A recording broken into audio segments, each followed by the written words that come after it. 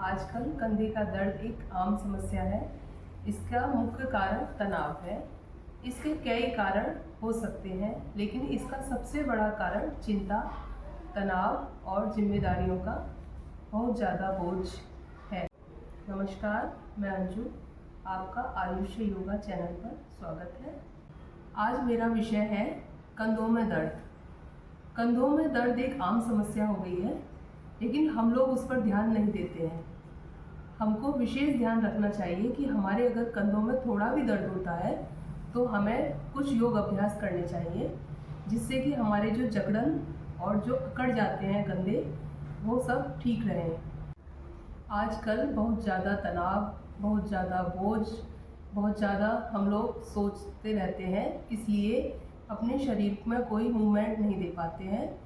इसीलिए हमारे कंधों में अकड़न और इस तरह से अन्य प्रॉब्लम होने लगती है।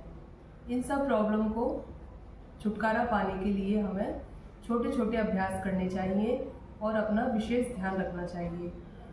अगर हम अपनी दिनचर्या पर ध्यान दें तो हम पाएंगे कि अपने कंधों की कोई मूवमेंट ही नहीं करते हैं हम। जब हम सुबह कमीज पहनते हैं और शाम को जब हम कमीज उतारते हैं, तब हम अपने कंधों को हिलाते डुलाते हैं। इसके अलावा हमारे कंधों की कोई मूवमेंट नहीं होती।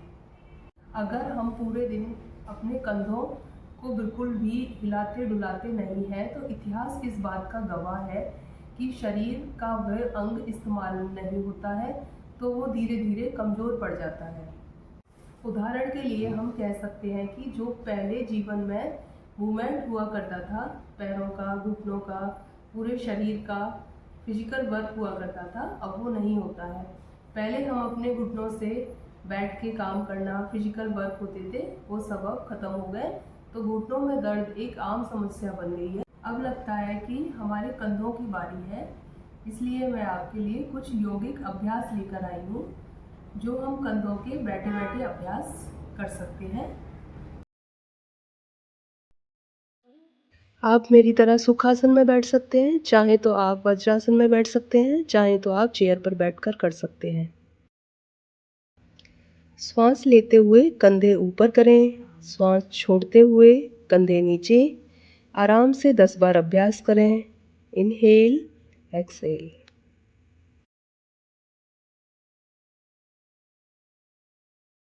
सेकंड स्टेप में अपने कंधे सर्कुलर मोशन में घुमाएं।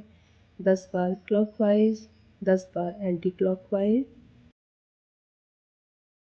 श्वास रिलैक्स रखें। श्वास भरते हुए हाथ ऊपर करें और श्वास छोड़ेंगे तब हाथ नीचे करें। और अगर आप कर पाएं तो अपनी कोहनी टच करें और ये अभ्यास भी 10 बार करें।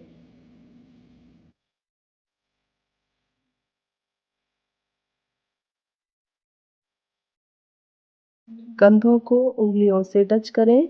इस अभ्यास में कोहनी को टच करते हैं। 10 बार क्लॉकवाइज और 10 बार एंटी क्लॉकवाइज।